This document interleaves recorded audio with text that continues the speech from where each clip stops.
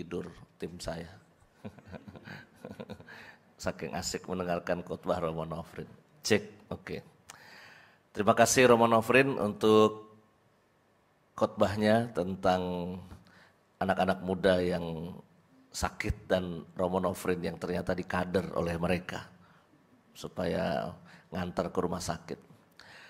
Beberapa tahun lalu di sini, di kampus 3 ya, ada calon baptis berkumpul. Beberapa dari agama lain mau dibaptis. Lalu ketika sesi saya, ada pertanyaan dari seorang lelaki berumur kurang lebih 36 tahun. Dia tanya begini, Romo, kalau kita sudah dibaptis, apa jaminannya kita pasti masuk surga, kata dia. Apakah otomatis dengan pembaptisan itu kita pasti masuk surga? Itu pertanyaan. Karena di kitab suci kan ada, barang siapa dibaptis dia akan selamat, barang siapa tidak dibaptis dia tidak akan selamat. Kan ada ayatnya begitu di kitab suci. Saya menjawabnya dengan perumpamaan. Kalau kita dari Gambir mau naik kereta menuju Jogja, tujuannya Jogja. Tetapi dari perjalanan Gambir ke Jogja itu kan bisa ada beberapa stopan, ya, stasiun-stasiun lain. Jalur utara apa saya lupa sekarang, selatan, kalau Jogja jalur selatan. Bisa mampir ke Purwokerto, bisa mampir ke Cirebon dan sebagainya, stasiun itu bisa berhenti-berhenti. Nah, bisa jadi kita itu berhenti di stasiun tertentu lalu nggak melanjutkan, nggak naik kereta itu lagi. Mungkin ada yang menarik di stasiun itu.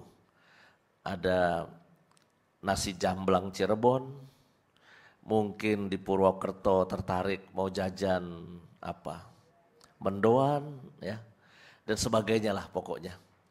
Ada sesuatu yang menarik dalam perjalanan sehingga kita keluar dari kereta yang sudah kita niatkan menuju ke Jogja itu. Maka dengan demikian kita nggak sampai Jogja, saya bilang. Atau kalaupun sampai Jogja itu muter-muter dulu, telat, tidak sesuai kecepatannya dengan yang direncanakan. Saya bilang begini, orang boleh dibaptis, tetapi perkara masuk surga itu tergantung bagaimana dia menjalani baptisan itu. Apakah otomatis orang Katolik, orang Kristen itu mentang-mentang kenal Yesus lalu pasti punya akses VIP bisa langsung ke surga? Tergantung hidup kita. Dulu gereja pernah punya ajaran yang agak tinggi hati menurut saya. Ajarannya agak tinggi hati. Extra ecclesia nulla salus dulu. Sebelum konsili Vatikan kedua. Artinya apa? Di luar gereja itu tidak ada keselamatan. Tidak ada keselamatan. Sombong sekali ajaran ini. Di luar gereja tidak ada keselamatan. Tetapi untung itu diperbaharui dalam konsili Vatikan kedua. Di luar gereja pun ada pijar-pijar keselamatan. Itu istilahnya. Gara-gara Paus itu membuka jendela. Oh, udara dari luar segar juga ya. Ternyata bagus juga kalau kita bisa buka jendela dan kita bisa lihat keluar, itu ternyata hidup itu cerah juga dan bagus juga di sana. Maka lalu ajaran gereja bergeser. Di luar gereja pun ada cahaya, ada pijar keselamatan. Maka sekarang ini kan gereja selalu mendorong kita harus hidup bersama dengan sesama kita, dengan saudara kita yang berbeda agama. Yang punya niat baik bersama. Karena semua agama mengajarkan kebaikan. Pasti. Hanya tafsir-tafsir tertentulah yang membuat ajaran agama seakan-akan boleh membunuh, boleh berbuat kasar, boleh menyakiti, itu hanya tafsir-tafsir tertentu. Tetapi prinsipnya semua ajaran agama itu mengajarkan kebaikan. Maka lalu di luar agama kita pun itu pasti ada orang-orang baik. Ya. Di luar agama kita pun ada orang yang mau berbuat kasih. Seperti orang Katolik yang kalau mungkin sebelum Natal didorong untuk berbuat kasih satu dengan yang lain.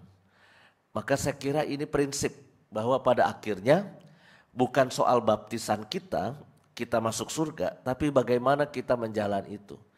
Karena orang Katolik itu walaupun baptis ya, pekerjaan itu macam-macam loh.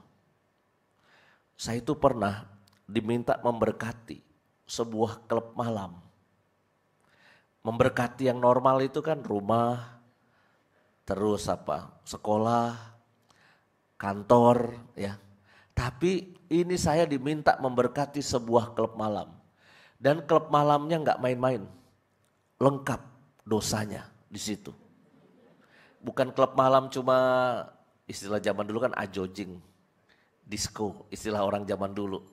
Istilah anak milenial apa? Romanoprin.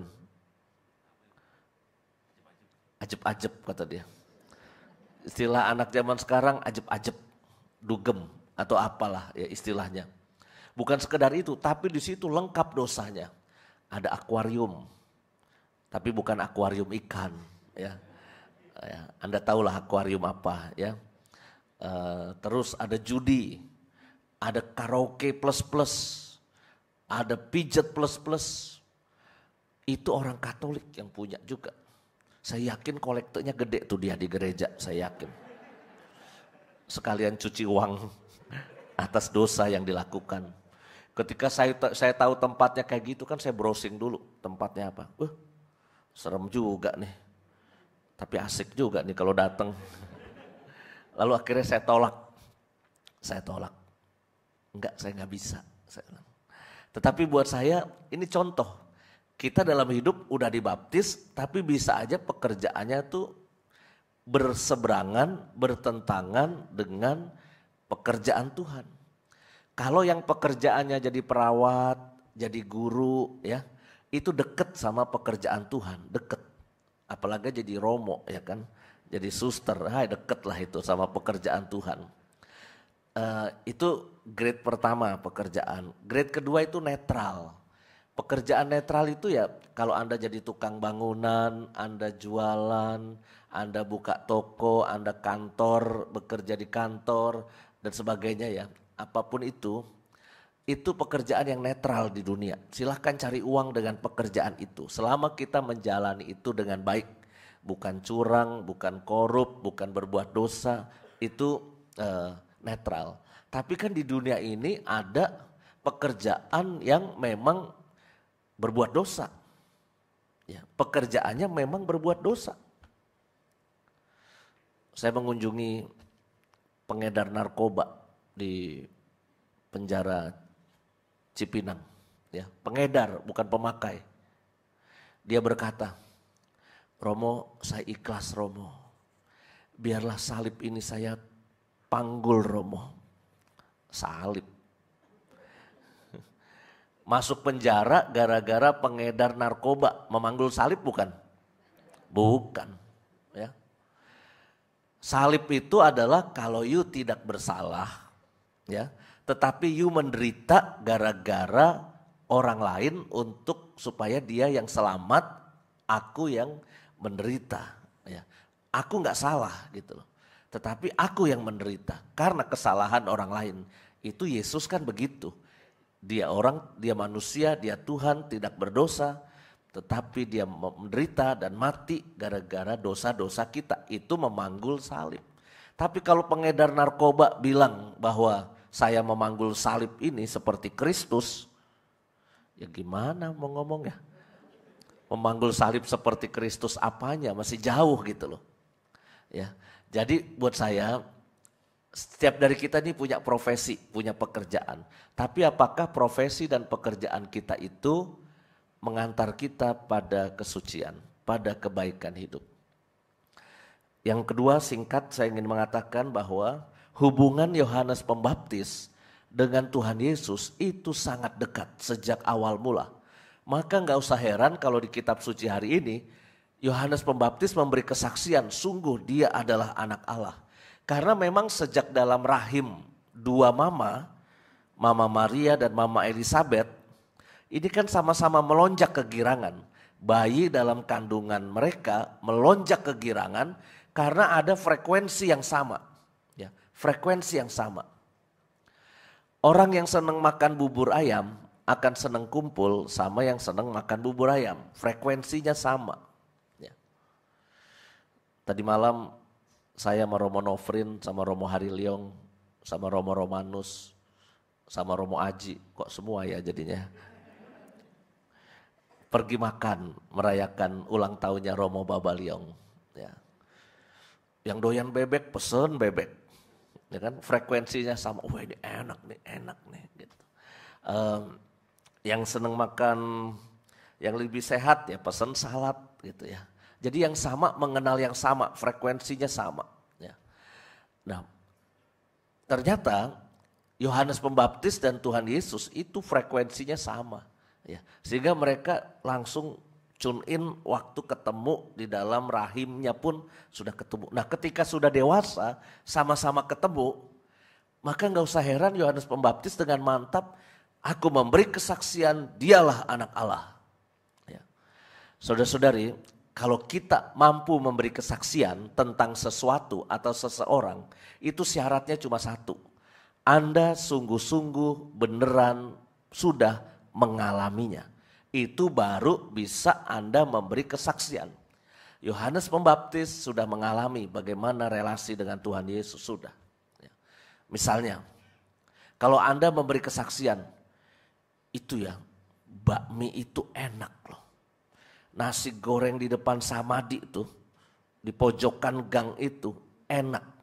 Kalau saya sudah sampai memberi kesaksian seperti itu artinya saya sudah makan.